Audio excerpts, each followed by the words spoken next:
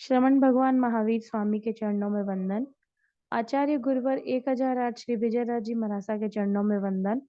समस्त चरित्रशील आत्माओं के चरणों में वंदन नमन।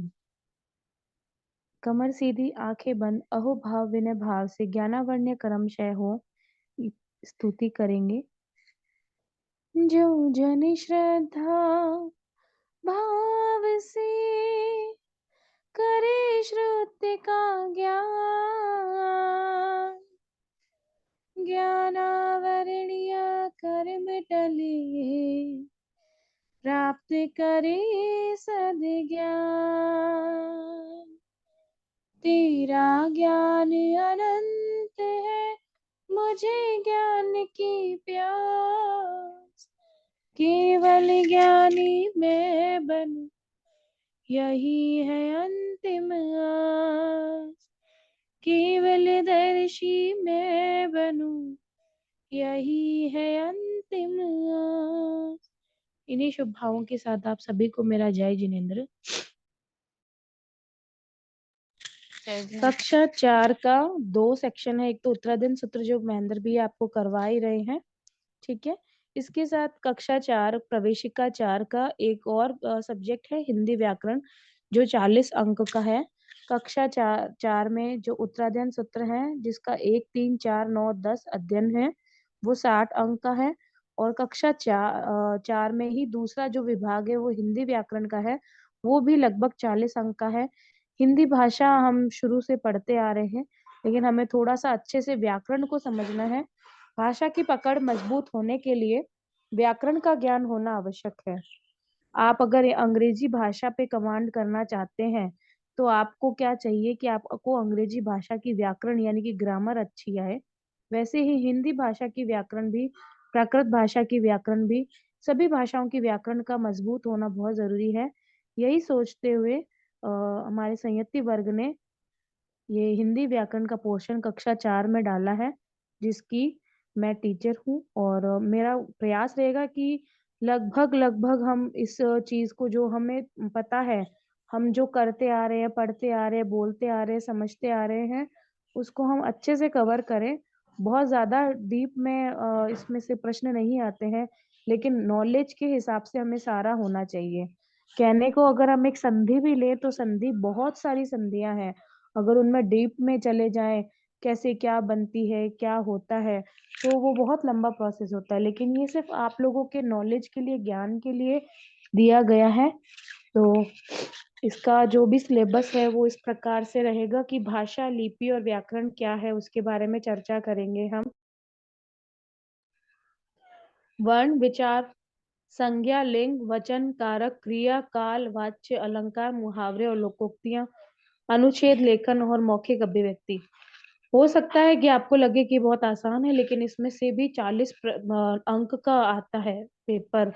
तो ऑलमोस्ट आप ये समझ लीजिए कि अगर 100 आउट ऑफ 100 लाने हैं, 80, 90, या मैं तो नंबर्स की बात ही नहीं करती हूँ, अगर आपको ज्ञान सीखना है व्याकरण का पूरा तरीके से, तो इसकी जब भी क्लासेस लगे आप इसे जरूर अटेंड करने। और बहुत सिंपल तरीके से और सरल तरीके से हम करेंगे। पहला है भाषा किसे कहते हैं। हमें हम बोल रहे हैं, मैं अभी हिंदी बोल रही हूँ, आई एम स्पीकिंग इंग्लिश, अभी मैंने इंग्लिश बोला, तो ये सारी अलग अलग जो भाषाएं हैं उसकी जरूरत क्या थी। प्राचीन समय में तो भाषाएं कैसी थी, आदिवासी लोग अपने इशारे से, अपनी मतलब कह सकते हो अपनी अपनी मुंह से निकाल के कुछ कुछ ध्वनियों से करते थे, बुलाने से। वो नहीं समझते थे उस समय, कह सकते हैं कि भाषा का इतना आविष्कार नहीं हुआ था। वो एक स्थान से दूसरे स्थान पर एक दूसरे को बुलाने के लिए कुछ कुछ मुंह से साउंड निकालते थे, कुछ कुछ ध्वनि निकालते थे। लेकिन धीरे धीरे क्या हुआ, मनुष्य को एक सामाजिक प्राणी है, वो अपने भावों को, आज मुझे अपनी बात आप तक पहुंचानी है तो भाषा से अच्छा जरिया कोई नहीं हो सकता। तो अपने भावों को, मेरे इमोशंस है, मेरे भाव है, मेरे विचार हैं, मुझे आप तक पहुंचाने हैं, मुझे आपसे संपर्क करना है, तो मुझे आपकी भाषा में, या जो भाषा आपको उचित लगे या मेरे को आती है उस भाषा में मैं अपनी बात करती हूँ। तो भाषा वह माध्यम है जिसके द्वारा हम अपने भावों और विचारों का आदान प्रदान करते हैं। यह दो प्रकार से है, लिखित भाषा और मौखिक भाषा। तो मौखिक भाषा जो मुंह से बोलते हैं बहुत सरल है, लिखित भाषा जो लिखते हैं। इसके अलावा एक सांकेतिक भाषा भी है जो बहुत सारे स्पेशल लोग हैं, मूक बधिर लोग हैं, वो उन भाषाओं का उपयोग करते हैं। इसके अलावा जो पुलिस कर्मी है, यातायात कर्मी है, वो भी इस भाषाओं का उपयोग करते हैं इशारे से बताने के लिए। बहुत बार हम किसी बहुत गैदरिंग में जाते हैं, वो विसल के साउंड से हमें इशारे करते हैं कि इस लाइन में जाइए, इस लाइन में जाइए। तो वो भी एक तरीके से सांकेतिक भाषा है। तो इस प्रकार से मुख्य रूप से भाषा के दो ही रूप हैं, मौखिक भाषा और लिखित भाषा। मुंह से बोली गई भाषा क्या कहलाती है? मौखिक भाषा। जो मैं अभी आपको बोल रही हूँ या मेरे से आप भी जो मुझसे बात करेंगे, तो वो क्या हो जाएगी? वो मौखिक भाषा है। और जो लिखते हैं वो क्या है? लिखित भाषा है। समझ आया? मौखिक भाषा जो मुंह से बोलते हैं बहुत सरल है, और लिखित भाषा जो हम लिखते हैं, जब हम पेपर देते हैं तब हम उसका उपयोग करते हैं। मौखिक भाषा के उदाहरण हैं बातचीत, भाषण देना, पढ़ना, कविता पाठ करना, सुनना आदि। लिखित भाषा के भी उदाहरण हैं जब भावों एवं विचारों को कभी कभी अभी आप सुन रहे होंगे, बोलेंगे तो बहुत सरल है, भाषा का क्या पढ़ना। लेकिन बहुत सारी, मैंने कितने सारे पिछले साल के अनुभवों के आधार पर बताती हूँ कि सरल से लगने वाले प्रश्न और सरल से लगने वाली जो हिंदी व्याकरण है उसमें कितने लोगों की कितनी गलतियां रहती है। क्योंकि ऐसे ऐसे प्रश्न होते हैं जो हमें लगता है कि हम तो कर लेंगे, मौखिक मुंह से बोलते हैं वो मौखिक है, ली से, और लिखते हैं वो लिखित है, इसमें इतना क्या पढ़ना। लेकिन इसमें ऐसे ऐसे प्रश्न बन के आते हैं जो हमें सोचने को करते हैं कि अगर हमने क्लास में ध्यान से सुना होता तो हमें इतना याद नहीं करना पड़ता, या कोई ट्रिक होती हमारे पास। तो जो भावों और विचारों को आदान प्रदान करते हैं उस भाषा को लिखित भाषा कहते हैं। इस भाषा का प्रयोग मौखिक भाषा के बाद प्रारंभ हुआ। लिखित भाषा के उदाहरण हैं पत्र है, टेलीग्राम है, साहित्य रचना है, समाचार पत्र है जो हम लिखते हैं। ठीक है। संसार की बहुत सारी भाषाएं बोली जाती हैं, अंग्रेजी, हिंदी, चीनी, अरबी, उर्दू, जर्मनी, रूसी, जापानी, फ्रेंच आदि। संस्कृत है सभी भाषाओं की जननी। अगर प्रश्न आए कि सभी भाषाओं की जननी कौन सी भाषा है, तो उसका आंसर होगा संस्कृत भाषा, जो हमारे देश की सबसे प्राचीन भाषा है। हमारे संविधान में, हमारे कह सकते हो भारतीय संविधान में, भारतीय कॉन्स्टिट्यूशन में टोटल 22 भाषाओं को मान्यता दी गई है। भाषाएं तो बहुत बोली जाती है, ऐसा नहीं है कि सिर्फ 22 भाषाएं बोली जाती है। हर क्षेत्र की, अब जैसे मैं राजस्थान से हूँ तो मेरी राजस्थानी भाषा होगी, मेरी मारवाड़ी भाषा होगी, हाड़ौती भाषा होगी, बहुत सारी मतलब अलग अलग भाषाएं होंगी। जैसे ही आप भी कोई क्षेत्र से होंगे, गुजरात है तो गुजराती होगी, उसमें भी कोई प्रांत के विशेष, कोई क्षेत्र के विशेष, कोई स्टेट के विशेष भाषाएं होंगी। लेकिन हमारे संविधान में अभी तक केवल 22 भाषाओं को ही मान्यता दी गई है। भारत के संविधान में हिंदी को राष्ट्रभाषा या राजभाषा, दोनों एक ही है, राजभाषा या राष्ट्रभाषा को हिंदी को मान्यता प्रदान की गई है। 22 भाषाओं की मान्यताएं हैं। ये 22 भाषाएं आपको याद रखनी पड़ेंगी। असमिया, उर्दू, उड़ीसी, कन्नड़, कश्मीरी, कोंकणी, गुजराती, डोगरी, तमिल, तेलुगु, नेपाली, पंजाबी, बांग्ला, बोडो, मणिपुरी, मराठ, मलयालम, मैथिली, संथाली, संस्कृत, सिंधी, हिंदी। ठीक है। तो हिंदी हमारी राजभाषा या राष्ट्रभाषा है। क्यों है? क्योंकि हिंदी हमारे एक बहुत, भारत के एक बहुत बड़े क्षेत्रों में, बहुत सारे क्षेत्रों में बोली जाती है, इसलिए इसे राष्ट्रभाषा का दर्जा दिया गया है। हिंदी सरल और एक वैज्ञानिक भाषा है। देश के अधिकांश लोग इस भाषा को समझते हैं। हिंदी भाषा को बढ़ावा देने के लिए हिंदी दिवस मनाया जाता है, जो कि 14 सितंबर 1949 को है। अब कह सकते हैं कि हिंदी भी सबकी अलग अलग है। मैं जो अभी हिंदी बोल रही हूँ वो अलग है, क्योंकि मेरी हिंदी में हो सकता है कुछ ऐसे शब्द हों, कुछ कुछ लोग होते हैं जो हिंदी में प्योर हिंदी, जैसे यूपी के, बनारस के उधर के लोग होते हैं, मैथिली, मिथिला के उधर के जो लोग होते हैं, वो पूरी अलग ही शुद्ध हिंदी में बोलते हैं। कई लोग होते हैं जो हिंदी में अंग्रेजी हिंदी मिक्स करके बोलते हैं, जो आजकल बहुत ज्यादा कह सकते हो सामान्य बात है। बहुत इंग्लिश में कहे तो बहुत ज्यादा कॉमन थिंग है कि हम हिंदी और इंग्लिश मिलके बोलते हैं। कई कई लोग हिंदी और उर्दू मिक्स करके बोलते हैं, और कई लोग हिंदी उर्दू इंग्लिश मतलब जो भी उनकी जनरल लैंग्वेज है उसको भी मिक्स करके वो बोलते हैं। तो सबका अलग अलग है। हिंदी भी बहुत तरीके से हमारे देश में बोली जाती है। तो हिंदी को जो आपको बस लगभग इतनी ही 22 भाषाओं के बारे में ये ज्ञान होना चाहिए कि कौन सी क्या है। अगर आपको पूछा जाए कोई भी 5 संवैधानिक भाषाओं का लिखो, तो आप इनमें से कोई भी 5 भाषाओं को लिख सकते हैं। तो लगभग आपको 1 से लेके 22 तक एक बार नाम पढ़ लेना है। आसाम में बोले जाने वाली असमिया, गुजरात में बोले जाने वाली गुजराती, कलकत्ता और बंगाली जो लोग होते हैं वो बांग्ला। तो ये सब इन्हीं से भाषाओं का अलग अलग नाम है। उसके बाद आता है लिपि। भाषा के बाद लिपि की क्या आवश्यकता है?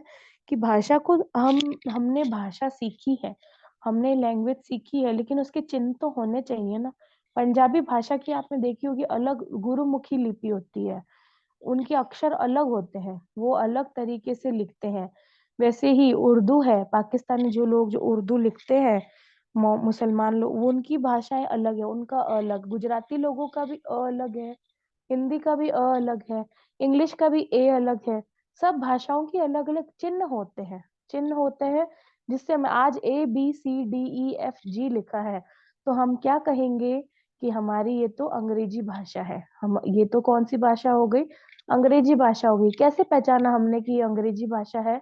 उसके चिन्ह को देख के, कि अंग्रेजी भाषा में ABCDE ऐसे लिखा जाता है। वैसे ही अ आ ई उ ऊ ए ओ औ, ये हम देखेंगे तो हम कौन सी भाषा पहचानेंगे कि ये हिंदी भाषा के अक्षर हैं, ये हिंदी भाषा, हिंदी लिपि है ये, है ना। देवनागरी लिपि है ये, हिंदी भाषा की कौन सी लिपि में लिखी गई है? देवनागरी लिपि में लिखी गई है। तो लिपि है वो होती है जो किसी भी भाषा के चिन्हों को लिखने की विधि होती है। कोई भी भाषा किस किस चिन्हों से लिखी जाएगी, उस लिखने की विधि को हम लिपि कहते हैं। हिंदी, मराठी, नेपाली और संस्कृत भाषा की लिपि देवनागरी है, और पंजाबी भाषा गुरुमुखी लिपि में लिखी जाती है। उर्दू भाषा को लिपि फारसी है। अंग्रेजी तथा यूरोपीय भाषा रोमन लिपि में लिखी जाती है। ये सभी आपको एक बार पढ़ने पड़ेंगे तो आसानी से आपको समझ आ जाएगा। उसके बाद ही मैंने आपको बोला कि क्षेत्रीय रूप में भी बहुत सारी भाषाएं, ये तो हमने भाषा की बात की, बोली बोली जाती है ना। हाड़ौती बोली है, मारवाड़ी बोली है, अलग अलग बोली बोली जाती है। और साउथ में है तो साउथ की वहाँ के लोकल अलग लैंग्वेज है, वो वहाँ की क्षेत्रीय भाषाएं हैं। तो बोली में साहित्य की रचनाएं नहीं होती आजकल।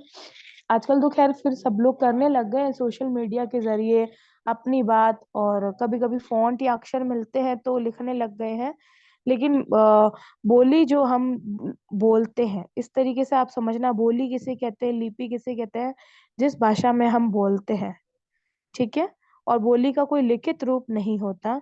बोली जो हम बोलते हैं वो, अब जैसे मैं बोलती हूँ मारवाड़ी बोली है, तो आप जैसे बोलेंगे वो दूसरी बोली होगी।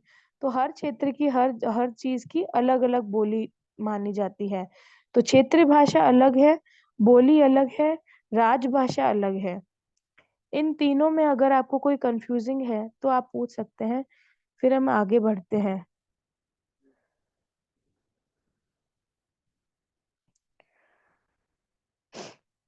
व्याकरण। व्याकरण वह शास्त्र है जिसके द्वारा हमें भाषा के शुद्ध रूप का ज्ञान होता है। मैंने अभी आपको स्टार्टिंग में ही बताया था कि भाषा का अगर क्लियर रूप जानना है, भाषा की हमें क्लैरिटी जाननी है, तो हमें व्याकरण का ज्ञान होना बहुत जरूरी है। ये भाषा को नियमित और व्यवस्थित करता है, भाषा की प्रकृति का विश्लेषण करता है तथा भाषा की अशुद्धियों को दूर कर उसे मार्जित करता है। व्याकरण क्या? अब अगर मुझे व्याकरण के कुछ मान लो, मैं आपको एक उदाहरण से समझाती हूँ कि आपको कोई वाक्य बनाना है, इंग्लिश में सेंटेंसेस बनाने हैं, तो आप सब ने बचपन में पढ़ा होगा subject plus helping verb plus object. तो हमें पता चल जाएगा कि वाक्य का क्या तरीका है, क्या फॉर्मेट है वाक्य बनाने का। कैसे पता चला? उसके व्याकरण को जान के, क्योंकि हमने व्याकरण में सिंपल सेंटेंस बनाने के रूल पढ़े हैं, है ना। और यही फ्यूचर सेंटेंस बनाना और पास्ट प्रेजेंट सेंटेंस बनाना उन सबके रूल्स होते हैं। तो वैसे ही हमने व्याकरण के द्वारा जाना कि इंग्लिश में सही सेंटेंस कैसे बनते हैं, वैसे ही हिंदी में भी आपको जानना है कि व्याकरण की शुद्ध भाषा कैसे बनती है और अशुद्धियों को दूर करना है। भाषा में एक रूपता बनाए रखने के लिए भाषा के मानक रूप की आवश्यकता पड़ी। शिष्ट लोगों द्वारा प्रयुक्त तथा विद्वानों द्वारा स्वीकृत मानक भाषा कहलाती है। अब मैं मानक भाषा आपको बता देती हूँ उदाहरण सहित। हम यहाँ पर एक होता है कि मैं यहाँ बैठूंगा, हम यहाँ मैंने अपने मम्मी पापा के चरण छुए। और जो शुद्ध मानक भाषा है वो क्या कहेंगे, हमने अपने माता पिता के सादर चरण स्पर्श किए। बहुत फर्क है, एक एक लाइन में फर्क आ जाता है। ये होती है शुद्ध भाषा, स्टैंडर्ड भाषा, जो आज भी यूपी में और कह सकते हो उत्तर प्रदेश के कई क्षेत्रों में और बनारस के कई क्षेत्रों में हिंदी विश्वविद्यालयों में बहुत शुद्ध और एकदम उच्च हिंदी बोली जाती है। वहां पे आप अंग्रेजी शब्दों का उपयोग नहीं करते हैं वो।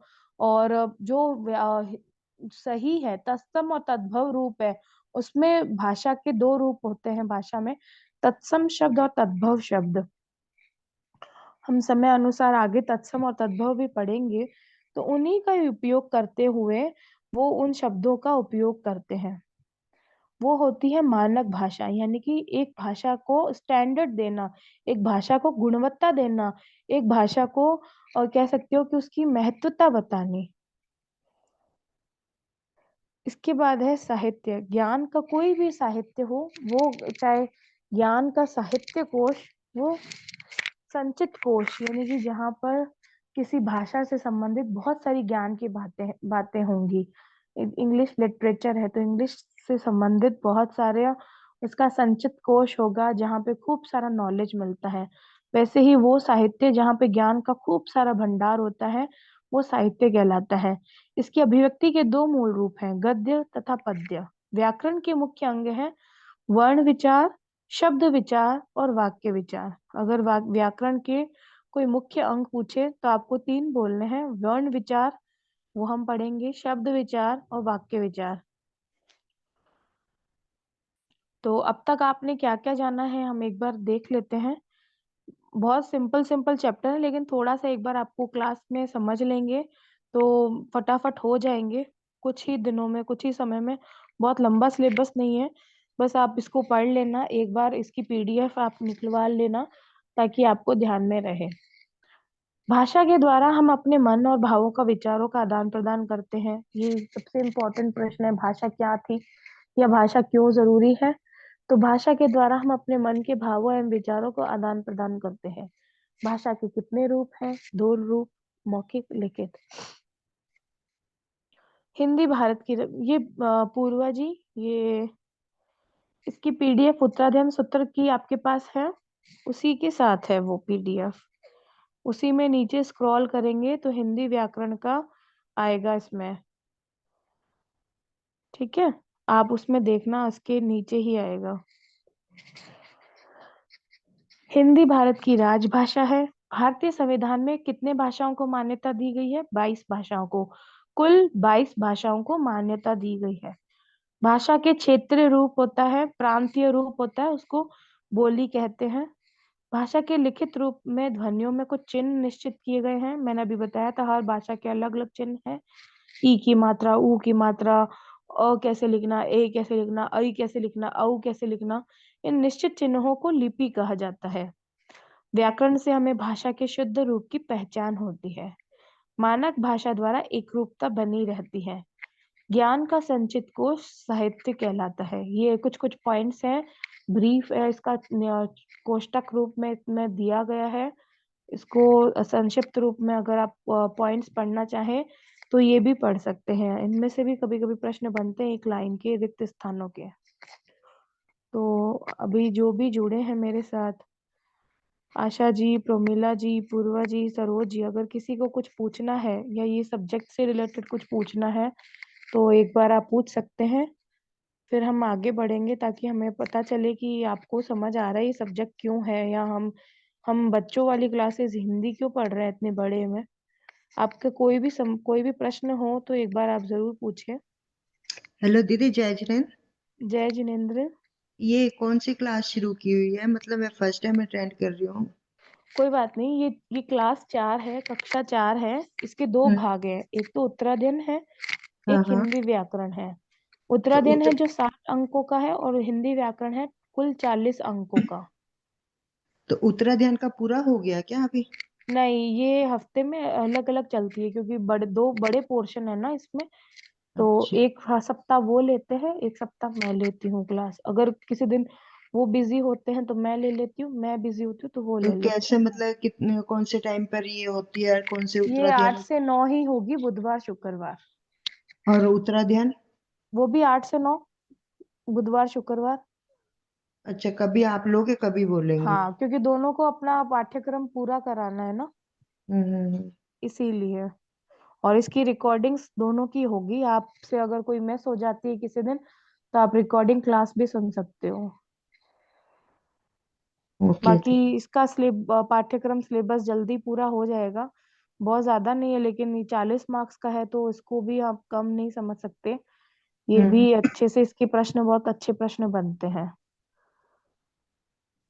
तो पूरी हिंदी व्याकरण है क्या ये? पूरी नहीं है, इसमें जो सिलेबस में दिया गया उतने उतने पोर्शन ही है। पूरा तो बहुत बड़ा है हिंदी व्याकरण।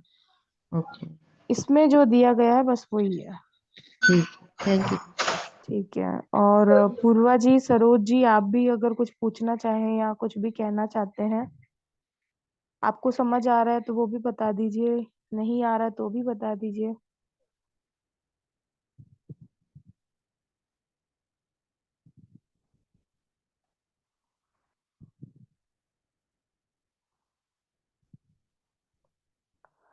आगे बढ़े, या कुछ अगर मैसेज में या किसी में भी कुछ लिखना चाहते हैं तो। समझ आ रहा है? ओके। आशा जी, आप भी बता दीजिए अगर कुछ रिपीट करना है तो।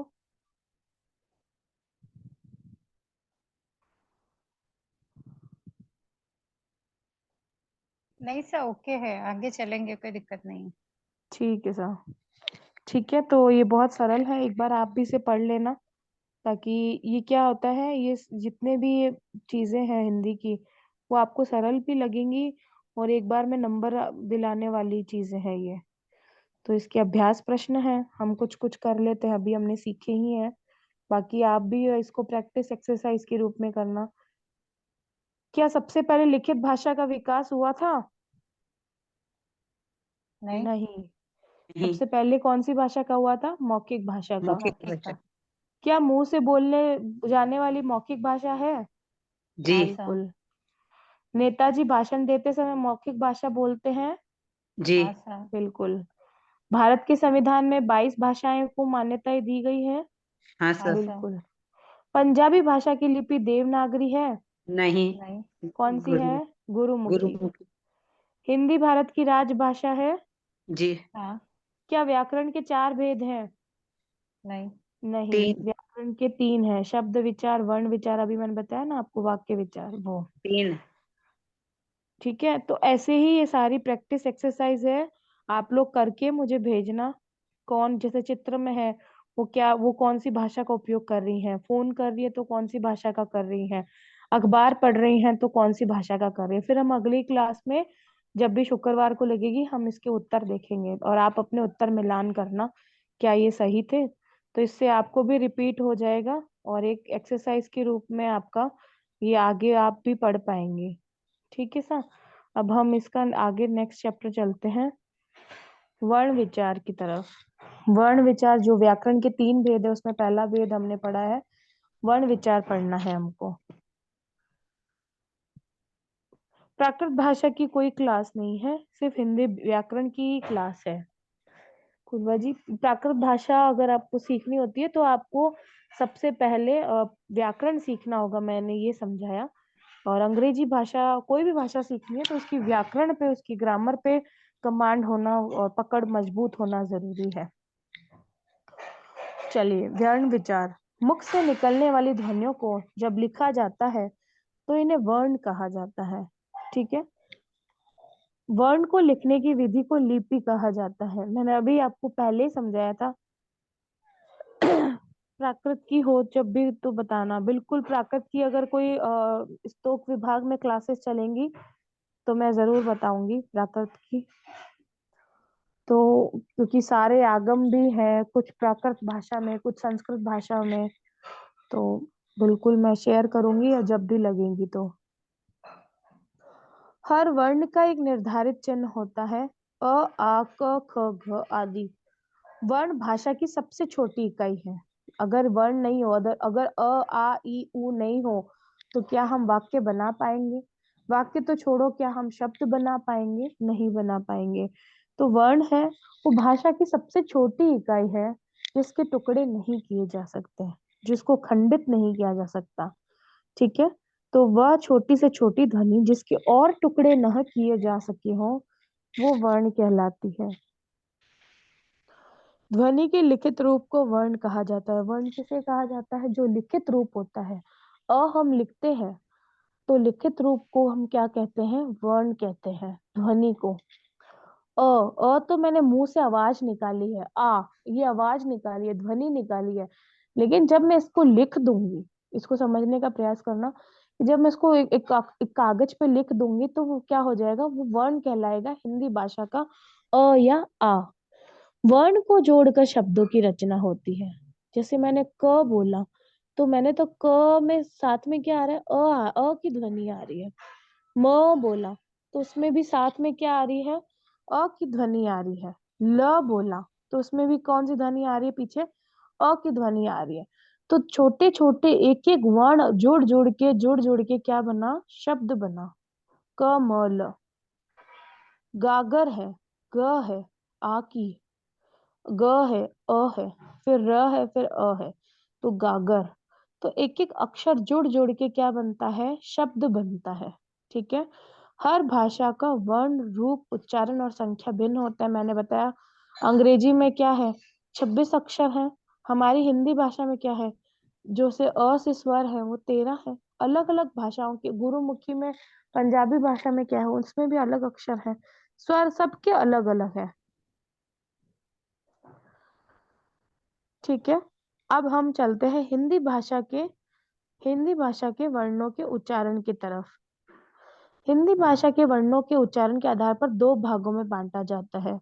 ये सबसे महत्वपूर्ण कड़ी है स्वर और व्यंजन की। स्वर, व्यंजन। स्वर वह वर्ण जिसके उच्चारण के लिए किसी और वर्ण की आवश्यकता नहीं होती। अब हमने अभी कमल पढ़ा, तो क में हमें क बोलना है तो उसमें अ की ध्वनि आ रही है ना, तो वो क्या हो गया? वो व्यंजन हो गया। स्वर वो जिसको किसी की भी आवश्यकता नहीं होती, वो अपने आप में अलग से बिना किसी कह सकते हो कि वर्ण की आवश्यक लिखने में स्वर की आवश्यकता नहीं होती और किसी वर्ण की। और मुंह से क्या होती है? हवा बिना टकराए, एक बार आप करके देखना कि स्वरों को उच्चारित करेंगे आप, तो मुंह के किसी भाग से टकराए बिना ही हवा बाहर निकल जाती है। अ, आ, ई, कहीं पे भी हवा नहीं आएगी मुंह से किसी की। और क बोलोगे, त बोलोगे, तो क्या हो रही है? हवा किसी ना किसी तालु, कंठ, या हो सकता है जीभ से, या कैसी कह सकते हो दांत से, वो हवा, वो अक्षर टकराते हैं। तो स्वरों को उच्चारित करते समय हवा मुंह के किसी भी भाग से टकराए बिना ही बाहर निकल जाती है। स्वर वैसे तो संख्या में 11 होते हैं, लेकिन अयोग्य बहाव करके उनको टोटल 13 संख्या में गिना जाता है। अ, आ, ई, उ, री, ए, ऐ, ओ, औ, अह। ठीक है, तो जिन वर्णों का उच्चारण करते समय स्वरों की सहायता ली जाती है वो उन वर्णों को व्यंजन कहा जाता है। हमने अभी पढ़ा था, श है, क है, कोई भी है, तो उसको जब हम लिखते हैं तो पीछे कहीं ना कहीं स्वर की सहायता हमें लेनी पड़ती है। व्यंजन वो जिसमें स्वर की सहायता लेनी पड़े, ऐसे याद रख लेना। व्यंजनों को उच्चारित करते समय हवा बिना रुके बाहर नहीं निकल सकती, और व्यंजनों की संख्या टोटल 33 है। क, ख, घ, घ, ड़, च, छ, ये सब आप पढ़ सकते हैं, व्यंजन है। संयुक्त व्यंजन 4 है। श, त्र, ज्ञ, श्र। संयुक्त क्यों कहा गया है? क्योंकि श 2 अक्षरों से मिलकर बना है। कितने अक्षरों से? 2 अक्षरों से। त त भी है तो त और री बन के त्री बना है। ठीक है, तो ये संयुक्त व्यंजन है। स्वर के भेद हैं। स्वरों को उच्चारण करने में लगने वाले समय के आधार पर स्वर को तीन भागों में बांटा जाता है। ह्रस्व स्वर, दीर्घ स्वर, प्लुत स्वर। बहुत आसान है, इसको अगर अभी समझ लेंगे तो हमेशा याद रहेगा कि जिसमें कम समय लगता है उच्चारण करने में, अ, ई, उ, री, तो जिन स्वरों को उच्चारण करने में न्यूनतम समय लगता है उन्हें ह्रस्व स्वर कहते हैं। ये संख्या में 4 है। जिनको थोड़ा सा ह्रस्व से ज्यादा समय लगता है वो दूसरे नंबर पर है। पहले पर क्या, कौन, जिनको थोड़ा कम समय लगता है। दूसरे पर कौन, जिनको पहले से थोड़ा ज्यादा समय लगता है, वो कहलाते हैं दीर्घ स्वर। आ, ई, ऊ, ए, थोड़ा सा ह्रस्व से ज्यादा समय लग रहा है। ये आप प्रैक्टिकली करके देखेंगे तो आपको समझ आ जाएगा, आप खुद भी बोल के देखेंगे तो। और प्लूत स्वर कौन, जिनको दीर्घ स्वर से भी ज्यादा समय लगता है, दूसरे से भी ज्यादा जब और अधिक समय लगता है तो क्या कह, तो वो कौन से हो जाते हैं, वो प्लूत स्वर हो जाता है। और ये हमारे बहुत सारे धार्मिक शास्त्रों में इसका प्रयोग होता है, अ का। हे राम, जो एस के रूप में लिखा होता है ना, आम, और भक्तामर की और बहुत सारी ऐसी संस्कृत की पार्टियां हैं जिसमें ये इस तरीके से एस शब्द का प्रयोग होता है, ओम। ठीक है, तो जिस लिखते समय जिसके आगे एस लिख दिया जाता है, पुकारते समय आपको ध्यान रखना है कि उस स्वर के आगे उसको बहुत समय लगेगा, उसको लंबा उच्चारण करना है। इस चीज का आप लोग विशेष ध्यान रखना कि जहां पर भी ये इस तरीके से एस लिखा हुआ आ जाए तो आप ध्यान रखना कि उसको मुझे लंबा उच्चारण करना है, उसके शब्द को, उसके अक्षर को मुझे खींचना है। हे राम, हे हे राम, तो जो एस आया ना, तो उसकी साउंड को थोड़ा सा और ज्यादा टाइम लग रहा है, तो वो कौन से स्वर हो गए, वो प्लूत स्वर हो गए, ओम। ठीक है, तो ये ह्रस्व स्वर जिसमें सबसे कम लगता है, दीर्घ स्वर ह्रस्व से ज्यादा लगता है, प्लुत स्वर जिसको दीर्घ से ज्यादा लगता है। तो 1 2 3 आपको सीरीज भी याद हो जाएगी, ह्रस्व, दीर्घ और प्लुत स्वर की। ठीक है, ये प्लुत, अगर पूछा जाए दीर्घ स्वर कितने हैं संख्या में, 7। ह्रस्व स्वर कितने हैं, 4। ठीक है, वैसे ही व्यंजन के भेद हैं। उच्चारण के आधार पर व्यंजन के निम्नलिखित 4 भेद माने गए हैं। स्पर्श व्यंजन, अंतस्थ व्यंजन। स्पर्श व्यंजन इसको इस तरीके से समझेंगे कि जब हम ये शब्द बोलेंगे ना, तो जीभ, जीवा, जिसे हम जीवा को क्या कहेंगे, जीभ, वो मुख के किसी ना किसी भाग से, यानी कि मुंह के किसी ना किसी भाग को वो और अवश्य स्पर्श करेगी। आप बोल के देखो, जहां पे भी आप बैठे हैं, क, च, च कर रही हो, ऊपर वाला तालू से जीभ अटक रही है, ट, ट बोलो तो ऊपर वाला जो टंग है ना, जो जीभ है, वो ऊपर जा रही है। त, त दांतों पे आ रही है। प, प होठ पे आ रहा है। तो किसी ना किसी पे कोई ना कोई तो भाग स्पर्श कर ही रहा है ना मुंह का, तो उसको स्पर्श व्यंजन कहते हैं। मैं आपको एकदम लाइव और सही उदाहरण देके समझा रही हूँ, ताकि क्या होगा कि आपको खुद से अभी करके देखेंगे ना तो आपको समझ आ जाएगा।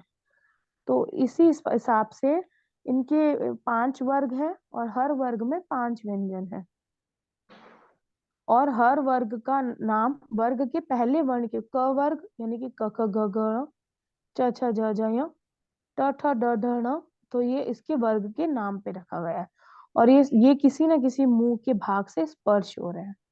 ठीक है, तो जो स्पर्श हो रहा है यानी कि टच हो रहा है, तो उसको स्पर्श व्यंजन कहेंगे। अंतस्थ व्यंजन जो जीवा के किसी भी मुख से, किसी भी भाग से स्पर्श नहीं होता, य, र, ल, व, ये जीवा का मुख के किसी भी भाग से स्पर्श नहीं होता। ये 4 तरह के होते हैं, य, र, ल, व। उष्म व्यंजन है, अगर व्यंजन के उच्चारण करते समय मुंह से घर्षण करती हुई गर्म हवा निकले तो उष्म व्यंजन कहते हैं। एक बार सब लोग अपने मुंह के आगे हाथ रखेंगे होठ पे, तो बोलेंगे श, तो ये गर्म हवा आएगी, श, स, ह, तो ये गर्म हवा आएगी, तो इसे उष्म व्यंजन कहते हैं। ये मुंह से घर्षण करते हुए गर्म हवा निकले तो उसको उष्म व्यंजन कहते हैं। ये 4 प्रकार के होते हैं, श श स ह, श श स ह। ठीक है, ये है उष्म व्यंजन। संयुक्त व्यंजन मैंने आपको बताया था, छत्र ज्ञ किससे बना है, त री और अ से। वैसे ही श किससे बना है, क श अ से। ज य अ से ज्ञ बना है। श र अ से बना है। हलंत है ये नीचे, श के नीचे, ये सब के नीचे हलंत लगा है। जो हल्का सा जो रेखा होती है उसको हलंत बोलते हैं। ठीक है, ये है इस प्रकार से। बहुत ज्यादा आप यहाँ तक करके रखना, संयुक्त व्यंजन तक बहुत ज्यादा कोई दिक्कत की बात नहीं है। स्पर्श, जो स्पर्श होता है, अंतस, जो जीवा के किसी मुख के किसी भी भाग से स्पर्श नहीं होता। उष्म, हवा निकलती है गर्म, श श स ह। आप लाइव करके देख सकते हो अभी, तुरंत के तुरंत। संयुक्त है क्षत्र ज्ञ य, जो आपको खुद को पता है, नीचे वाले क्षत्र ज्ञ जो 2 या 3 व्यंजन से मिलकर बने होते हैं, उनको एक दूसरे से जुड़कर नए व्यंजन का निर्माण करते हैं। 2 या 2 से अधिक व्यंजन जब एक नए व्यंजन के अक्षर का निर्माण करते हैं, वो संयुक्त व्यंजन कहलाते हैं। ठीक है, तो ये इस प्रकार से हमने अभी स्वर और व्यंजन के बारे में पढ़ा।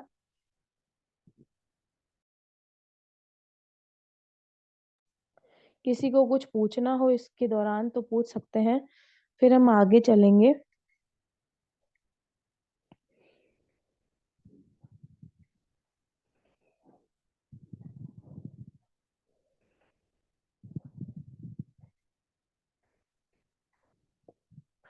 हमने अभी तक संयुक्त व्यंजन तक कर लिया था, ये सब आपको पढ़ने पड़ेंगे एक बार जब भी आपके पास समय हो। उसके बाद है द्वित्व व्यंजन। अगर एक बिना स्वर के व्यंजन का मेल समान स्वर के व्यंजन से होता है तो उसे द्वित्व व्यंजन कहते हैं। जैसे कई कई शब्दों में होता है ना, आधा क, पूरा म, आधा म, पूरा म। तो ये वो क्या कहलाते हैं, वो द्वित्व व्यंजन। जैसे एक जैसे ही दो व्यंजन हो तो समझ जाना द्वित्व व्यंजन। एक जैसी दो हो तो द्वित्व व्यंजन। ठीक है, उसके बाद है संयुक्ताक्षर। अगर एक बिना स्वर के व्यंजन का मेल किसी अन्य स्वर के व्यंजन के साथ होता है, जैसे यानी कि स्व, जैसे स्व स अलग है, व अलग है, लेकिन दोनों मिलकर क्या बन रहे हैं, संयुक्त अक्षर बन रहे हैं। स्व मतलब मैं। ठीक है, वैसे ही प्य, क्य, ये है। अगर एक बिना स्वर के व्यंजन का मेल किसी अन्य स्वर के व्यंजन से होता है तो उसको संयुक्ताक्षर कहते हैं। उदाहरण भी दिए गए हैं समझने के लिए। उच्चारण स्थान, ये है, ये थोड़ा सा आप लोग अगर खुद से अभी करके देखेंगे तो आपको तुरंत समझ आ जाएगा कि मुख के जिस भाग से जो वर्ण बोला जाता है वह भाग उस वर्ण का उच्चारण स्थान कहलाता है। कंठ से, कंठ यानी कि जो गले के जो हिस्सा है उससे जो बोला जाएगा वो कंठ्य बन जाएगा। तालु से, तालु किसको कहते हैं, जो जीभ और उसका हिस्सा होता है उसको जो तालु बोलते हैं, आगे वाला जो हिस्सा है। ठीक है, अ, आ, क, ख, घ। मूर्धा, जो कह सकते हो री, जो एक होता है ना विसर के साउंड में आता है, जिससे टंग ओष्ठ के ऊपर, दांत के जो ऊपर वाला मुंह के हिस्सा है, दांत के पास वाला, वहां पर लगता है, उसको क्या कहते हैं, मूर्धन्य कहते हैं। जैसे री, ट, ठ, ये ऊपर उठ रहा है, जीभ ऊपर उठ रही है, ड, ढ, ण। ठीक है, वैसे ही तालु के हैं, तालु में भी शब्द है ई, च, छ, ये सब आपको याद रखने पड़ेंगे। दांत से बोलते हैं त, थ, दी, ध, न, ये सब। हो, ओष्ठ से जो होठ खुलता है, ऊ, बड़ा ऊ, प, ये है ओष्ठ से। कंठ और तालु से बोले जाते हैं वो ए और ऐ है। कंठ और ओष्ठ से बोले जाते हैं उ और औ।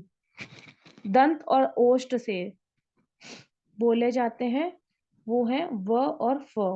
और नाक से बोले जाते हैं वो नासिक, यो, ण, ण, न, म। पता चलता है ये नाक से बोले गए हैं, तो ये नासिक्य है। ठीक है, हलंत चिन्ह मैंने बताया था नीचे इस तरीके से होता है। जो निर्धारित लिपि चिन्ह में अस्वर विद्यमान होता है उसके नीचे लगाया जाता है।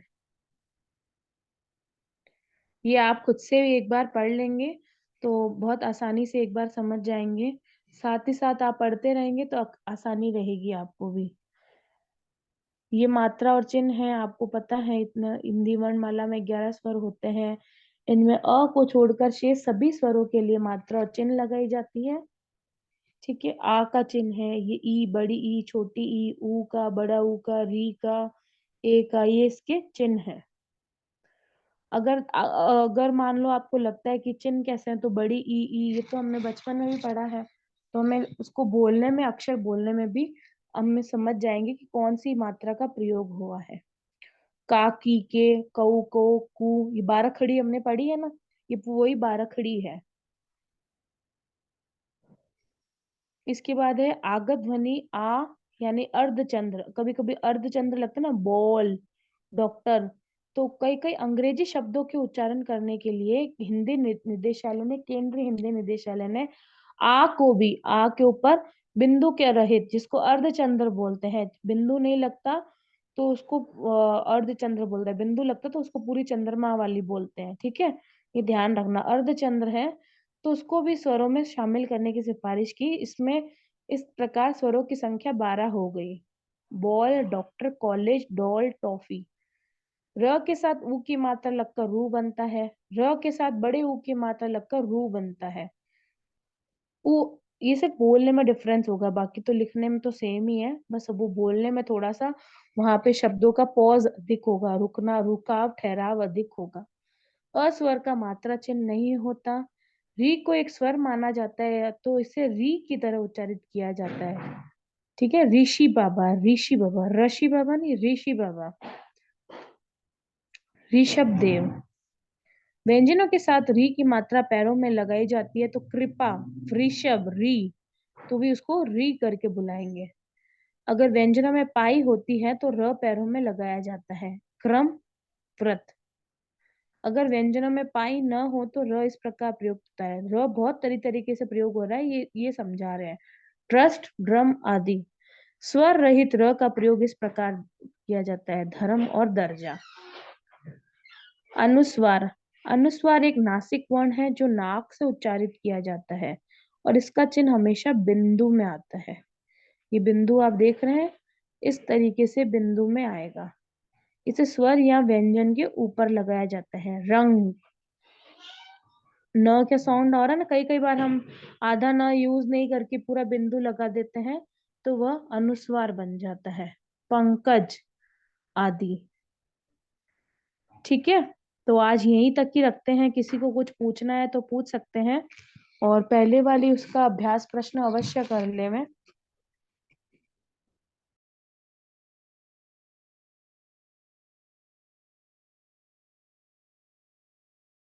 और साथ ही साथ इसको आप भी पढ़ते रहें ताकि जब शुक्रवार को क्लास हो तो एक तो पहले वाले का हम करके रखें एक्सरसाइज, और इसका भी हम जितना हो सके लगभग करके रखें। बहुत आसान है, आप सब समझदार हैं, एक बार पढ़ेंगे तो आपको भी समझ आ जाएगा। और संयति वर्ग ने डाला है तो कुछ सोच समझ के ही डाला है। तो साथ साथ हो सकता है कि आपको इससे प्राकृत भाषा का भी जब क्लासेस लगे तो और भी ये मात्राओं का ज्ञान हो जाए, तो आप बहुत आसानी।